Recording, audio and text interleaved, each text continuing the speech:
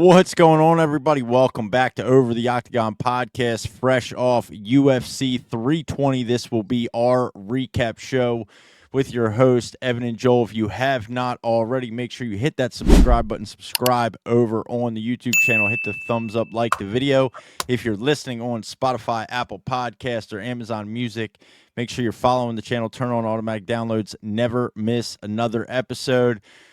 Let's fucking get right into it, Joel. Let's do it, baby. UFC, we're here. We're live. UFC 320 last night. Alex Pereira, Magomed Ankalaev 2. Alex Pereira like a fucking man possessed. As soon as the fight starts, just marches across the cage, walks Magomed down until eventually he catches him with an overhand right, or I guess maybe you'd call that a right hook. That lands kind of behind the ear. Yeah. Immediately freezes Magomed. Don't know what to do. What do I do? I never felt this before. I'm an inbred daggy rat, and my brain doesn't know how to work. Yeah. Dives on legs, easily stuffed.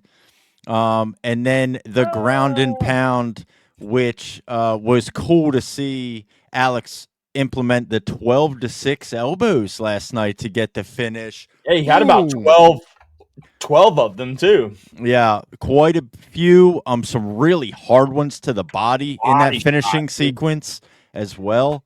But yeah, dude, you got on here. You said, I can't believe that shit happened last night. I just can't believe it. It was one of the most glorious things I think I've witnessed watching UFC. And we had great fights before that too, by the way.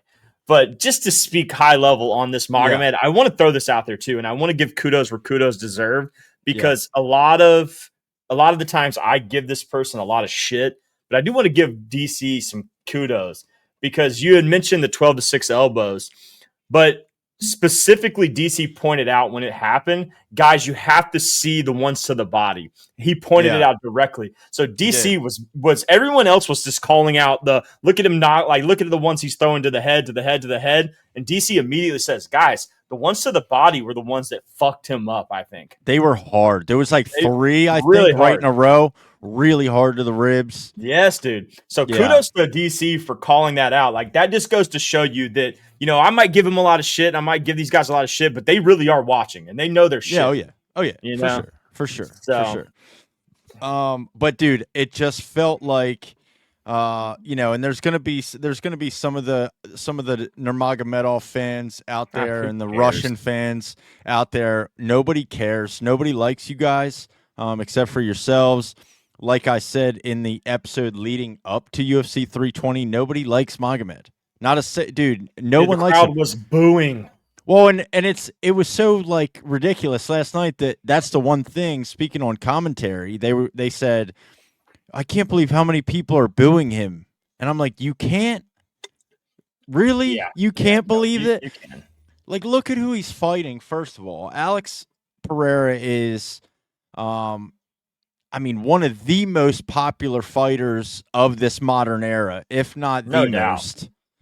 And in 4 years, in 4 short years, he has become a 3-time UFC champion. In 4 years, a 3-time UFC champion. Yeah, that's wild. Wild stats, dude. Absolutely insane. And then the way I know you brought it up in our preview episode as well.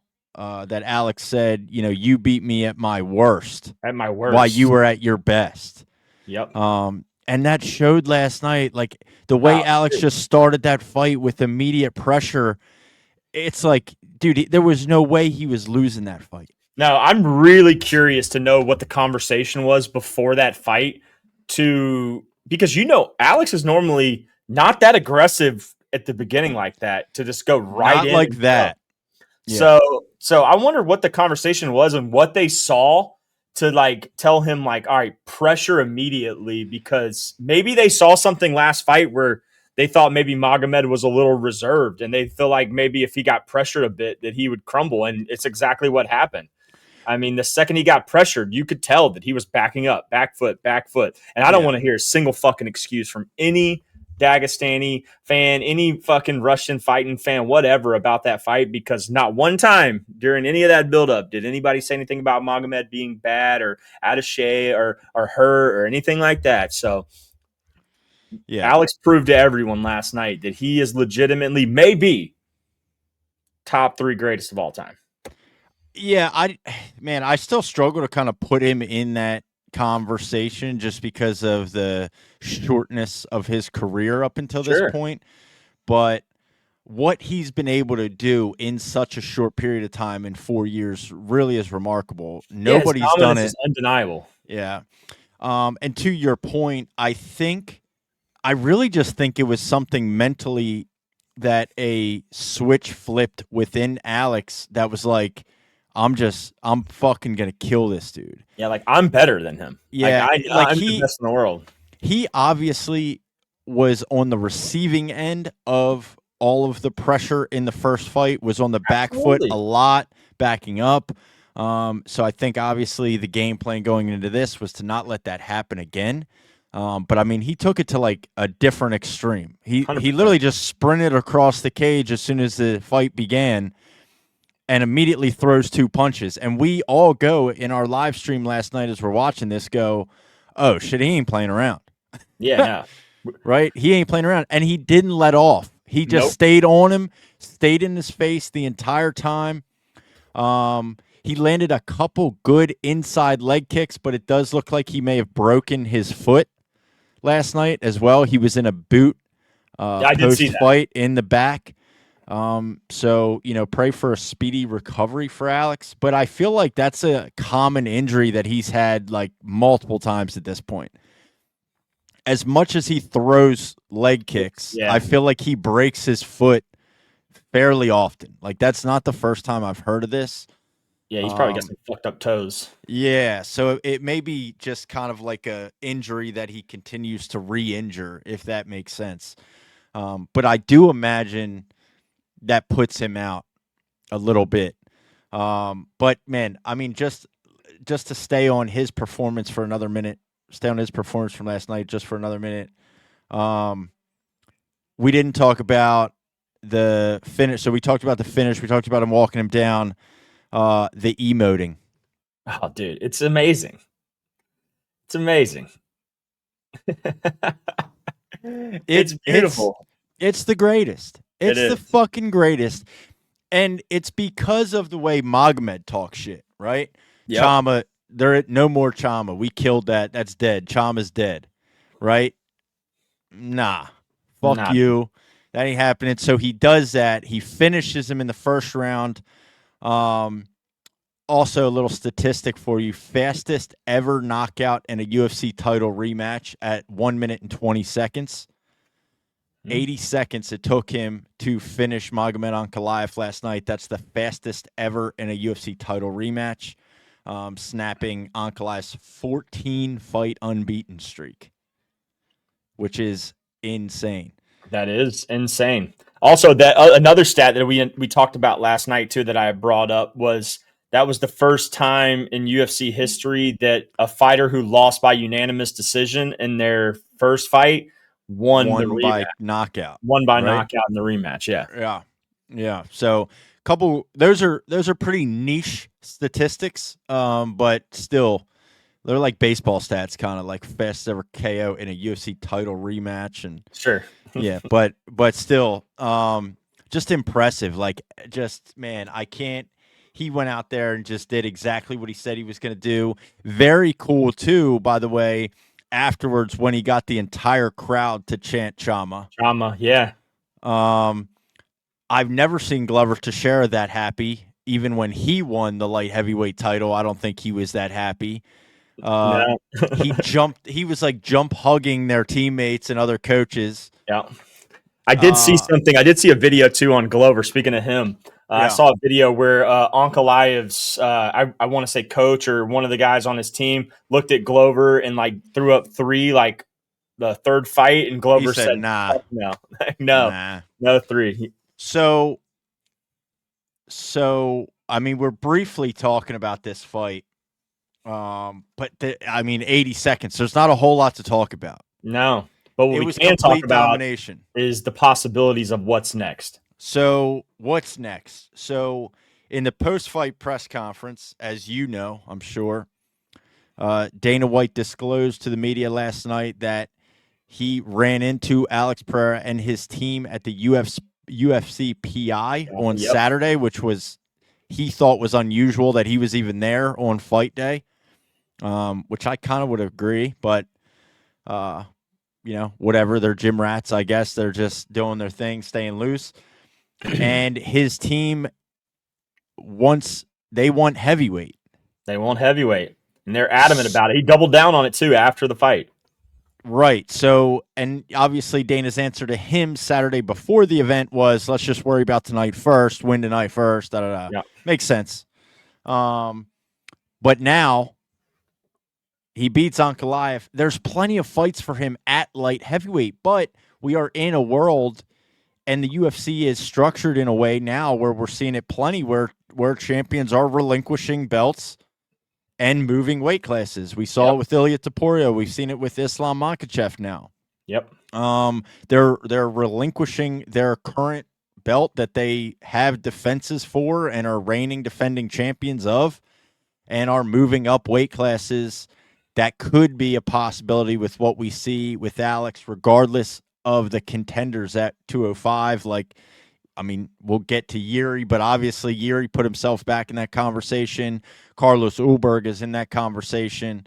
And then, Magomed, he is still there. He was champion and is still in that realm. So there are contenders there, but if he's not interested in any of those fights,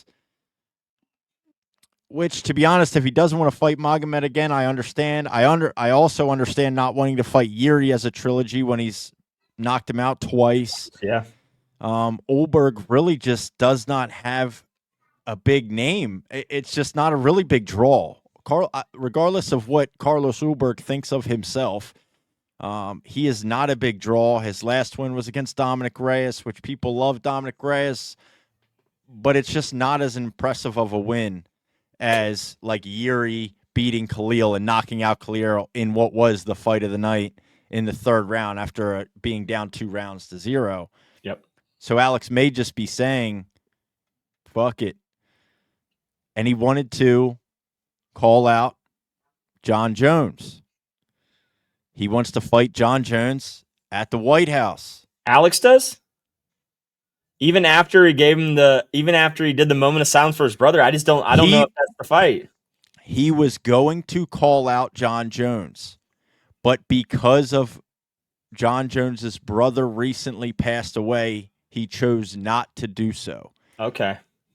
So he did a moment of silence for Arthur Jones instead of calling out John Jones for a fight at heavyweight. But that is the fight that Alex Pereira wants. He wants to fight John Jones. I would say in the grand scheme of things, the biggest fights to make are going to be either Alex versus Tom or Alex versus John or John versus Tom at heavyweight. Those are the three fights that are like, holy shit, if that happens at the White House, it's the main event. It's going to be one of the biggest fights ever in the history of the UFC. If we see the Ulberg fight, I just don't think Ulberg beats him. So I just don't know if that's too big of a fight, to call. Right. And if you got a card like the White House, you might as well. Yeah, he is super active, so I can see him doing both, but you never know. Like, I also don't want him fighting injured again. Sure. You know what I mean? Like, I'd rather get this version of Alex Pereira than 5 fights in a year, save cards, show up hurt, and end up losing, So I don't know, but I am very interested in him moving up to heavyweight. I don't give him a lot of chance against a guy like John Jones. I feel like he's too one-dimensional for somebody like John Jones, who is, really just incredibly well-rounded everywhere. Sure. Like, his striking is good. His wrestling is elite. It'd be too much for Alex, in my opinion, at this time. But, they're older, move up to heavyweight. That power is something else. There's no doubt about that. Bro, That is different power. That is absolutely different power. So, but that's the fight he wants. He didn't make the call out last night after his win, supposedly just out of respect for John Jones and the Jones family after dealing with tragedy of his brother passing away. But we could be in a situation to where we see him potentially relinquish this heavyweight title for a move up to heavyweight at 265, or I don't know how much he would weigh at heavyweight, 230 something, maybe 240. Yeah, 240 probably. I mean, that's not crazy. Like John Jones beat Stipe, he was 230 or 235. Yeah, right. He was a more toned heavyweight than he was in the Cyril Gane fight. Speaking on John Jones, but so it wouldn't be crazy. Like that fight's not size and age. It does make sense. It's not a huge mismatch. Like Tom Aspinall, I think, is a huge mismatch. I agree. Excuse me. He's like a real 265er. Yeah. With the skill set of a 205er. I mean, it's like I don't know. But either way, we have some very interesting fights that could possibly come out of this. So I'm very intrigued to see what the talk on Tuesday is in regards to what's next. Well, and at the end of this year, we do have end of October, we have the UFC 321 with the heavyweight title on the line. Sure. And I would be interested if Tom Aspinall defends his belt successfully. Yeah. Does he bring up Alex? It's possible. Does he call for that fight? Who else are you fighting at heavyweight, man? Yeah, no. Volkov fights on that card. So there's kind of already potential for that. Yeah, there's already potential to that. But, dude, what would you rather see? Volkov Almeida versus Aspinall or Aspinall Pereira? What's a bigger fight? Pereira, 100%. Right. No doubt. So I'd be interested to see what happens at the end of October at 321 with that heavyweight title fight and whoever wins that and if Alex gets mentioned and brought up into that. I know he will by the media. Like, I already know that somebody's going to ask that question to whoever wins. But, man, exciting stuff, dude. Thank God. Alex Pereira wins. Poatan KO over Magomed Ankalaev in the first round. He also gets a performance of the night bonus, $50,000 last night. Fastest ever knockout in UFC title rematch snapped. Ankalaev's 14-fight unbeaten streak. Just absolutely incredible. Your co-main event. Jeez. Merab Dvalishvili defeats Corey Sandhagen, unanimous decision. Some had it 49-45, which I would assume gives a 10-8 round. Yeah, that second round. And then one had it 49-46. So it was 4 rounds to 1. Which I guess they gave. I thought Corey won the first round. I guess all judges had Corey winning the first round, and then 2 judges had that second round as a 10-8. Yep. Yeah, I don't know. Merab is just something different, man. I mean, people can say whatever they want to about him, but at the end of the day, he's not boring. Like, I don't know why people would try to say he's boring. He's dominant. He's entertaining, and that's why people like Merab. I mean, he's just unstoppable. He is extremely dominant. He is extremely dominant. Last night, to me, I do kind of wish he did a little bit more. Striking? Like, not even striking. I don't have a problem with wrestling or grappling. I loved Khamzat's victory over DDP. Yeah. And there was a striking big difference to me in the 2 wins with Merab and Corey and Khamzat and DDP. And the biggest difference was Khamzat worked to get to a better and more dominant position. Merab kind of was unable to. Credit to Corey in his defensive wrestling, but it left us in this weird kind of stalled out position for a lot of that fight. where, they're up against the cage a lot of mat returns. It drives me insane the way they count takedowns. You know that. We've talked about this before. That's not a takedown. If you take him down for a second, he stands back up, you drag him back down, he stands back up, you drag him back down, he stands back up, you drag him back down. There's no way we're counting that as 4 takedowns. That's fucking crazy. Yeah. But they do. They count every single one of those. What's your thoughts on Merab saying that he was stat padding?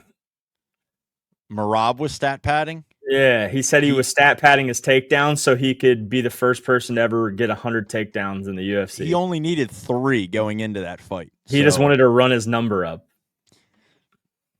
Yeah. I don't know. Corey impressed me more than I would expected him to be fair. Yeah.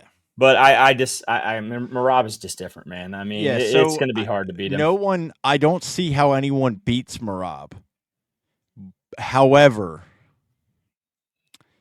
it just wasn't that fight was less enjoyable, in my opinion, than the Merab Umar fight was.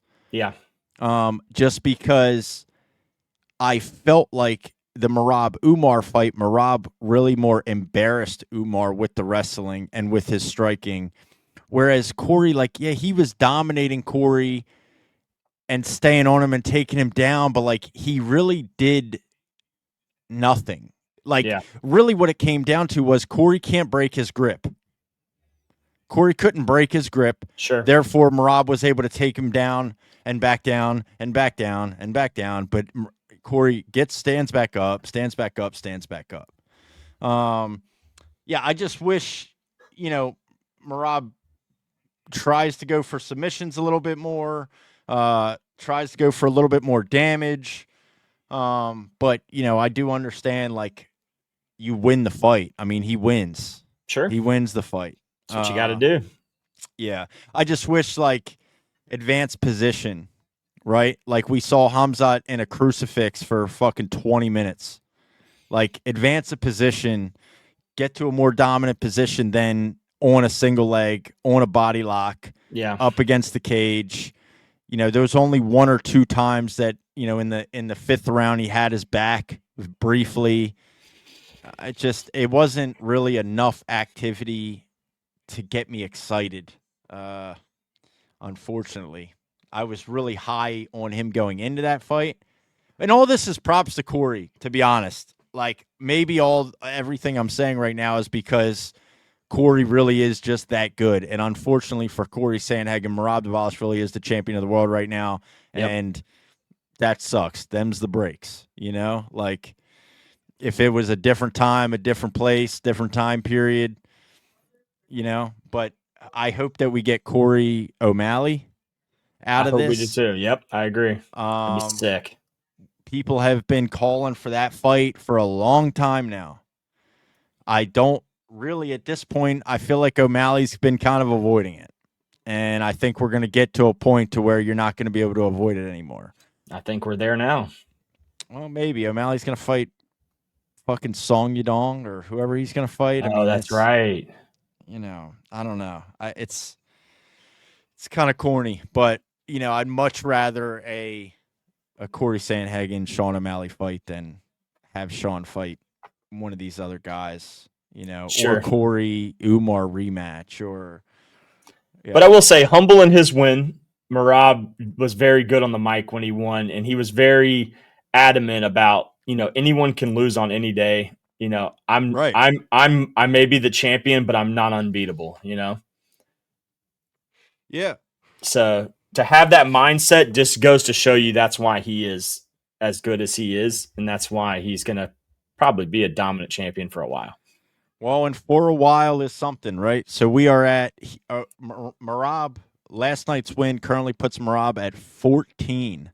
Yep. Straight victories. Away, right? 2 to tie, 3 to beat, right? Yep. 2 to tie, 3 to beat of Anderson Silva's all-time longest win streak in UFC history of 16, which we originally looked at this years ago and were like, man, nobody's beating that. Yeah. The level's too high. You know, people are too good. Like you don't get that. You don't get that win streak anymore. It's a different era now. Yeah. But man, we're starting to see some guys. Like we're starting to see some guys really kind of separate themselves. Yeah. You know what I mean? So, and Merab is, I mean, if anybody's separated himself, it is Merab. He is the cream of the crop, the top of the top.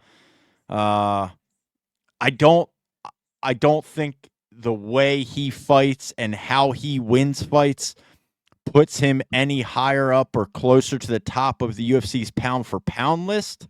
Sure. You know, but I do think, you know, he's had 14 straight victories. I don't see him having any problem of tying Anderson Silva's all-time record and beating it. I'd assume there's going to be an Umar rematch in there. That's going to be probably the toughest fight he has. Yeah, probably so. I agree. And he's already beat him, and he beat him handedly. You know? Now, obviously, you know, just to go back, Magomed beat Alex pretty handedly in the first fight, and that changed in the second go-around. Yeah, that's true.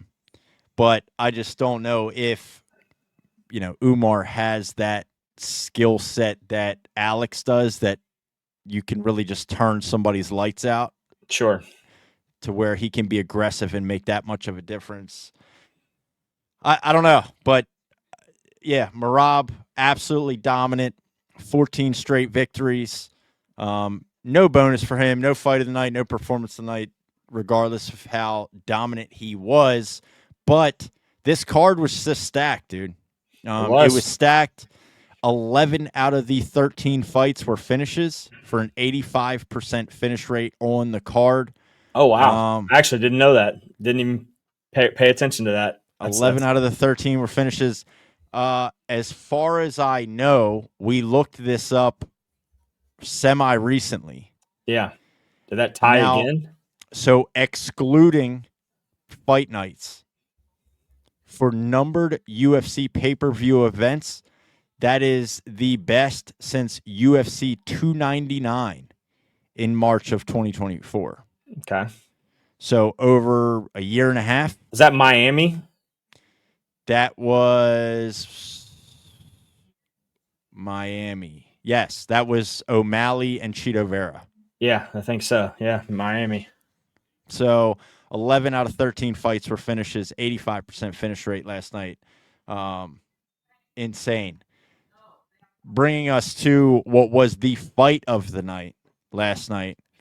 Yep.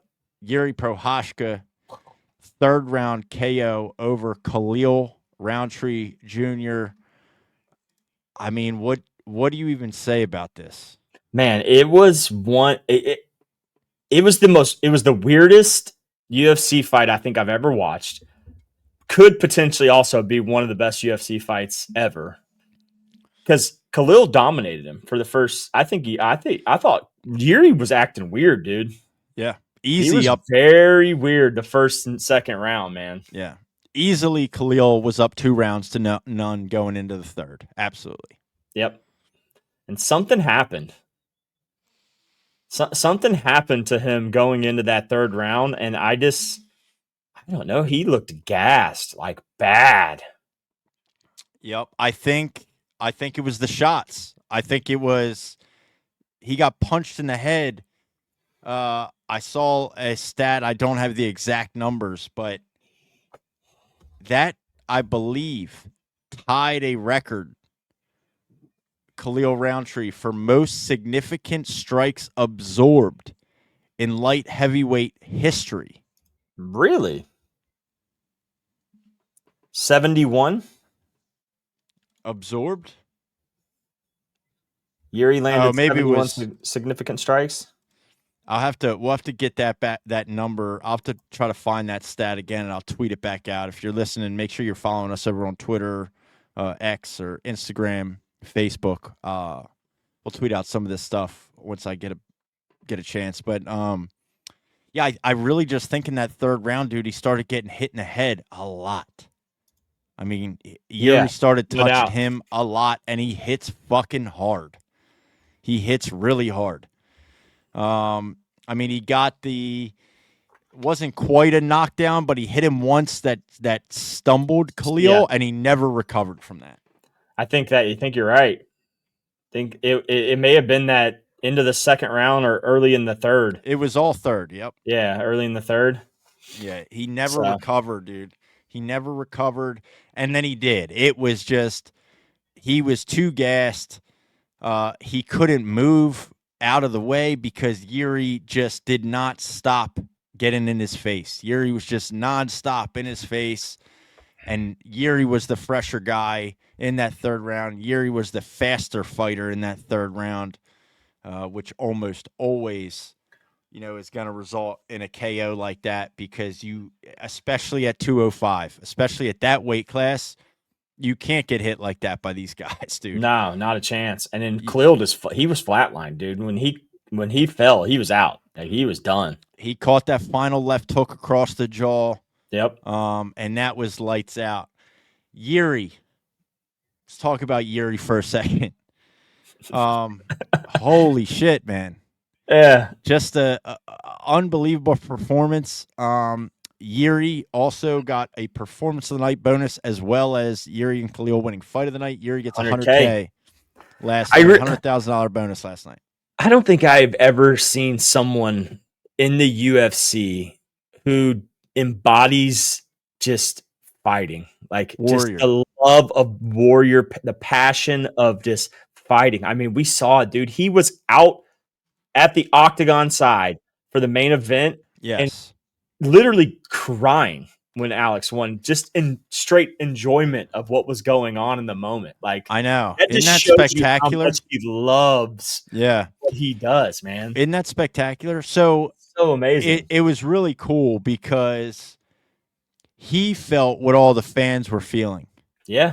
Right? I showed our reactions. Our reaction video is out. I couldn't get it up on YouTube. They wouldn't let me post it on YouTube, but it is on our Instagram, Twitter, TikTok, etc. And I feel like Jiri felt the same way. Yeah. And he was really just overcome with emotion. He started crying. I know. It's like he started crying. He was so happy that Alex won. He hates Magomed, really is where that comes from. He dislikes Magomed so much that watching Alex knock him out like that made him tear up and cry with joy, with happiness. Happiness, dude. That's crazy. Those were happy tears. That is wild. Jiri is just such a unique human being. Just what an absolute unique human being. To go through that 3-round war with Khalil. And I'm sure all of this plays into it. Goes through this 3-round war with Khalil. Wins by knockout after being down 2-0. Comeback victory. I mean, insane victory. Complete comeback. One of the greatest comebacks we've seen in recent time, honestly. Yeah, I agree. Especially at that high level, right? We've seen some really chaotic and ridiculous comebacks in prelim fights and unranked fighters, but with guys that are in the top 5 of their division, for him to come back against a guy as technical and as incredible as Khalil is, to knock him out unconscious like that was spectacular. So I think that plays a part. Then you go out and you watch Alex in 80 seconds do what he did to the guy that had talked shit to you, and just I just think he was just like, he felt like all of us did last night, dude. He said, "Thank God. Thank you, God, for showing me once again how powerful you are. Yeah. How just you are." Yeah. Right? There was a correction in the universe made last night. There was, dude. And we now have 0 Russian champions. Well, or Dagestani champions, I guess you could say. Yeah, Dagestani champions, sure. I mean, we do have the fight with JDM and Islam coming up. What's his name is Russian. He's from Chechnya, which is a republic in Russia. So Hamzat, he is technically Russian, but he's not from Dagestan, I guess. But the dominance of Dagestani champions is now, listen, Jiri is one of us. He is one of us. That is what I know, because what I witnessed last night and crying, that was the most relatable reaction I think I've ever seen. Yeah, no like doubt. I felt that. I felt that shit. Because fuck you, dude. Yeah, Olberg looked scared as fuck too in the crowd. He was just like, "Oh shit." He should. Yeah. He should. Because it's different now. Right? You want to act big and bad, it's different now. These guys are fucking insane. Yuri's a fucking psychopath, dude. He is. This is the guy that now you're putting yourself in the cage with. It's not Dominic Cruz also anymore. Said it last night too, which is absolutely insane to me. He's like, I just need to get beat up more to get better. He's like, I get better the more I get beat up. Who the fuck says that, dude? Like, who's like, please, I want somebody who will beat me up so I feel the power in their punches so I can be better. I'm like, you have to kill him. You literally have to knock him out to finish him, because I don't think anybody's going to beat Jiri unless they finish him. If they go like the distance with Jiri, it's going to be hard to beat him because he's just a psycho, man. Yeah. I mean, eventually, like, him running forward at Khalil eventually was too much for Khalil to deal with. And once he just touched Khalil enough times, Roundtree slowed down, and he couldn't keep the distance. He couldn't use his footwork. He couldn't move out of the way. He couldn't be as technical as he was in the first 2 rounds, and it led to Jiri eventually finding the chin for the blow that put Khalil out, But yeah, just that whole thing. I mean, that fight absolutely deserved fight of the night. His performance absolutely deserved a performance of the night. And then to wrap it up in the main event, to come back out in your fucking samurai garb and be out there, watch Alex win the belt back by knockout in 80 seconds, and then cry because out of joy, because you just watched that Dagestani inbred rat that nobody fucking likes get put out of there. Get out of here.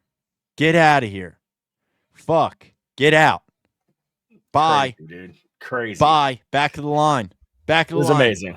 It was amazing. End of the day, one of my favorite fights I've ever watched. Love both guys too. I had no hate to Khalil. I love know. Khalil. No, man. I hated to see him lose, but man, what an amazing fight.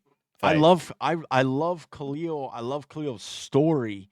And just same thing, him as a human being, like just a true fighter's fighter. Like I wanted him to win last night, honestly. But like you said, like not really mad at the result, no matter which way it had gone. Yeah. I did lean more in Khalil's direction, but after that, just being able to witness how spectacular that fight was, like, man, fuck, dude, Jiri is incredible, dude. It was awesome. It was awesome. Another spectacular performance that is getting well overlooked, in my opinion. Youseff Zalal subbed Josh Emmett with an armbar that he vocally tapped to. Yeah. In the first round submission of Josh Emmett. That's a huge win for Youseff Zalal. He is, I believe, has 5 submissions in his return to the UFC after he had been cut, and since he's been back, he has 5 submission victories out of 6 fights. That's huge. So 6 wins, 5 of 6 are finished, all submission victories for Youseff Zalal, who now is inching his way towards the top 5, I would say, of the featherweight rankings. I think they were 9-8 or 8-7. Is that right? Last night?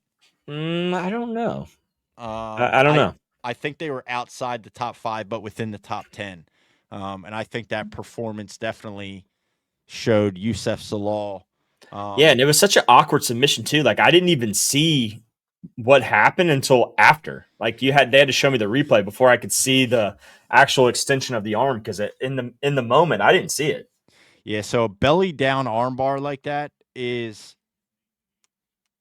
it can be very quick, and as soon as Josh Emmett's grip gets broken. And it's a little bit different when you are chest up and the person's on their back, because your shoulder has like some room to move. Like there's a little bit more space there. But when you're going belly down and you're hipping down into the ground, it's just a lot tighter. And as soon with any arm bar, regardless of belly down or not, as soon as that grip breaks, your arm kind of snaps out.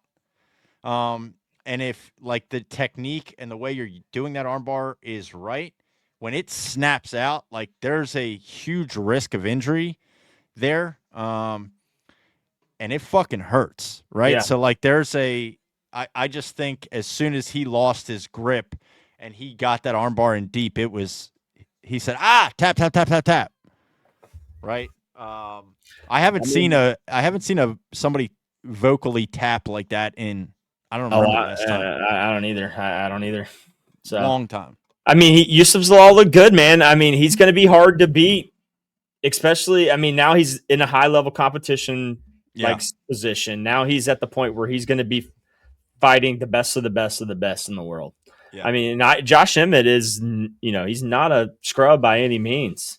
So to go out there and do that, I mean, Zalal puts himself in a good position to get a top 3 fight next. Yeah, and he called out Lerone Murphy, which, Joe Rogan said, I think he's fighting for the title next, which, him and Volkanovski both agreed to on Twitter, basically. Sure. So we don't know that for sure. Diego Lopez is still there after his big win over Gene Silva.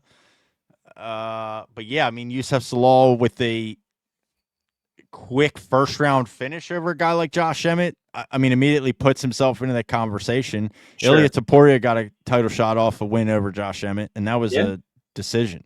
Yeah, I don't know how stylistically he matches up well with like Diego Lopez.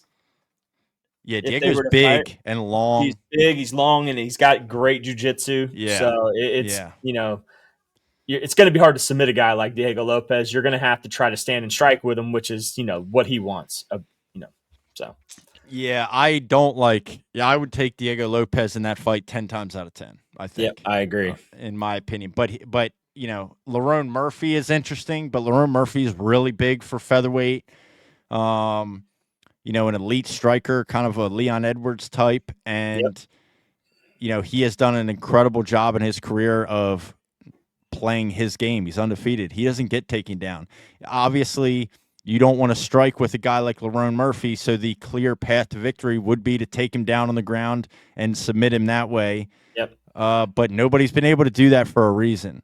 So, he's incredible, but I do think he will fight Volkanovski, as they mentioned last night on the broadcast. But, yeah, Youseff Zalal, incredible win. And then the fight that opened up the main card last night, Joe Pyfer, second-round submission over Abus Magomedov. Also, super impressive great win for Joe Pyfer. A performance of the night bonus for Joe Pyfer. Yep, great win by him. He came in, he did exactly what his game plan he said he was going to do. Got the submission and got it done quick too, which was, big win for Joe Pyfer. Yeah, he almost got the TKO finish. He clipped Abus. Was that in the first round? I think it was the first round. He clipped Abus, almost got the TKO finish, or maybe that's what led to. No, I think that's what led to him winning in the second, because he had one knockdown in the second. So yeah, that's what led to him kind of dude. And then he dominated Abus on the ground. Once he hurt him and Abus was tired, he dominated him on the ground, dude. Yeah, because remember, Abus won the first round. Yeah. So, right. And Pyfer knew it and came out. And he came out like Alex came out. He came out like, fuck that. This is what we're going to do now. Now we're going to fight. Right? And it's awesome. Amazing pay-per-view, in my opinion. For real. So that's it for the main card. When it comes to the prelims, obviously we highlighted and spoke on Atiba Gutierrez going into this fight. Dude, That fight was feared for his life last night. Yeah, that fight was supposed to be against Ozzy Diaz. Tristan Vines stepped in from Alabama to make a short notice UFC debut against the scariest guy in the division. I'm not even sure Tristan Vines is actually a middleweight. I feel like he looks like a welterweight to me. Yeah. That could just be how big Gauthier is. But he did not belong in there with him. Like the UFC, it was a horrible mismatch. Yeah, I feel like there's a world in which like somebody has to start holding UFC matchmakers legally responsible for what happens to people when they put them in the cage with guys like that. Like that was fucked up. Yeah, that was fucked up, dude. That guy was circling the cage. That was not okay, dude. That was not cool. He's like, I'm just going to survive 30 seconds. That's my goal. 30 seconds. Yeah, like that was not cool. Like he looked like they put a civilian in there. Yeah. He did not look like a professional fighter. It looked like they threw a civilian in the octagon with a professional fighter who was running for his life until somehow he got knocked out by a collar tie. I mean, is that what I'm understanding? He came to grab his neck, and the forearm clubbing his head is what dazed him enough for Gauthier to throw him on his back, and by that point he was knocked out. Bro, I don't TKO? know. It's wild to see. That was the strangest finish. It was weird. But I mean, listen, Gauthier did what he had to do to get the job done. I need to see him fight somebody that's like, I mean, at least respectable, right? I don't think at 9-1 this early in his career, like you start calling for crazy shit and ranked opponents even, or like, I don't even think he should fight a ranked guy, but we got to fight somebody that's like at least decent, dude, at least belongs in the cage. Like that was one of the most one-sided matchups they've maybe ever done in the UFC. That was disturbing. And then Daniel Santos with the comeback knockout over Jusang Yu. Jusang Yu doing the showboating. Doing a little showboating, a little too much. Shoot the box. Dude, showed out.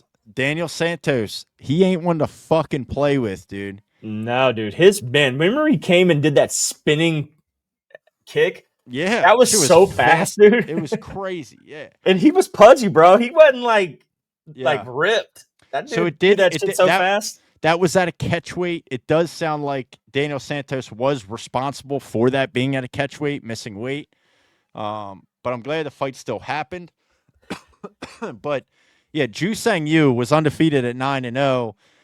You know, maybe a little arrogant, maybe a little too cocky. Yeah, I still think he has potential though. Oh man, he looked great. Yeah. Right? Like he looked great. But I called it. In our live stream last night, I did call this because when he's backing up, his hands are here. Yep. Right? We've seen that so many times. Guys back straight up, chin wide out in the open, straight up in the air, hands down to the side. Listen, dude, these guys are too fucking good. Yep. You cannot be that defensively irresponsible.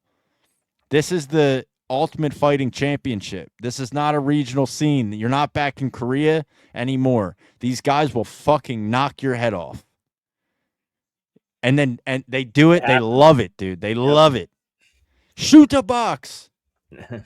Yeah, if the guy you're fighting is Brazilian and has his fucking gym's name and logo tattooed on his arm, stop fucking emoting. Stop fucking being cocky. Stop showboating. You're going to get knocked the fuck out. Now you look stupid. Yep. Now you look like a dumbass. You know what I mean? Yeah, now you look like a dumbass. Yeah, dude. Patchy Mix sucks. Lost a controversial decision.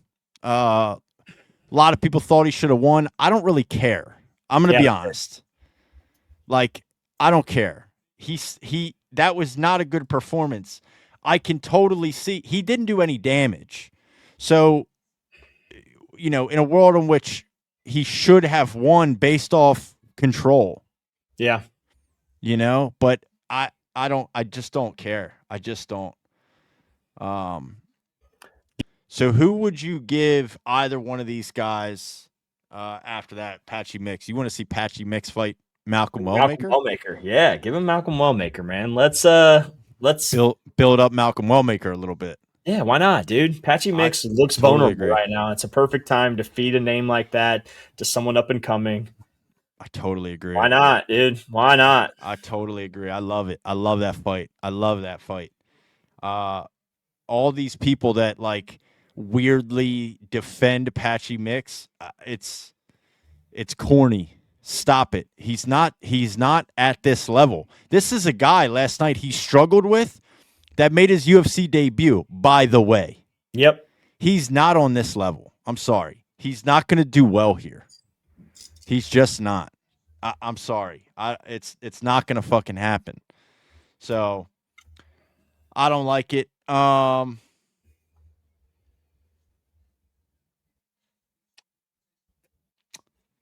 Yeah. But then anyway, so yeah, looking at the early prelims, decisions, some chick fights, some good fights though. Austin Vanderford lost via guillotine choke in the second round against Ramiz Brahimaj. Yeah, he looked good until he didn't. He got fucking head kicked. I don't know if you saw that fight. He got head kicked, dude. And after he got head kicked, he never was the same. He didn't recover. That was a good win. Brahimaj, also a really intense individual. He's like fucking screaming at Austin Vanderford after the fight. It was weird as hell. He is a different guy. Weird as hell. Big fan of the fight that opened the card. We love women's MMA. Veronica Hardy over Brogan Walker. Not a super high level fight. But them bitches was swanging. They was fucking Yeah, they swanging. were. I'll give you that. They were swanging. But yeah, that is pretty much UFC 320. Ankalaev versus Pereira 2 out of 10. What do you got? Ooh, that's I'm at like an 8.2. That's crazy. I was literally going to say 8.2. Yeah, I'm like at an 8.2, man. Like, I think 8.2 is fair. I think 8.2 is. If we both were thinking it, we're right on the money. I think 8.2 is beyond fair, and here's why. Number one, Alex getting the belt back over Magomed Ankalaev in the way that he did. First off, if the rest of the card was shit, that thing alone makes this phenomenal. Yeah. Because it proved to us that God cares about us, dude. God still loves us, okay? The universe was corrected. As I said before, the universe was corrected. Alex Pereira did what we knew Alex Pereira could do. That alone makes this something. Then you get huge performances. You get a spectacular fight like Jiri Khalil. You get finishes from Youseff and Joe Pyfer. You get a second title fight and a dominant performance from Merab. I just think overall it puts it into the 8 range. Yep. But yeah, I would say low 8s. That's how I kind of end on an 8.2 as well. I think that's appropriate. I don't hate it. I loved it, dude. It was a great event. The boys were buzzing last night. We, as we are for UFC events, we're live last night on YouTube, X, and Facebook. And then we went live on Millions at 10 p.m. when the main card started. So if you have not caught any of those, make sure you come and check us out the next UFC event. Come watch with us. Come watch some fights with us, talk some shit. But yeah, so now looking ahead, we have 3 straight weeks of what I would consider great fights. Yeah. October is phenomenal. So next week, leading up to this upcoming Saturday, fight night in Rio de Janeiro, Brazil. Charles Oliveira versus Gamrot, Davison Figueiredo, Vicente Luque. Oh, dude. Looking at this now, Joel Alvarez. He's fighting Joel Alvarez at welterweight. Yeah, Luque's going to get killed, bro. Yeah. That's fucking awesome, though. I love that. I do. But yeah, look, that's an awesome fight. You get to see Charles Oliveira for free on a fight night. That's huge. That's huge. Then the following week, you get Rainier Day Ritter versus Brendan Allen in Canada, Vancouver, Canada.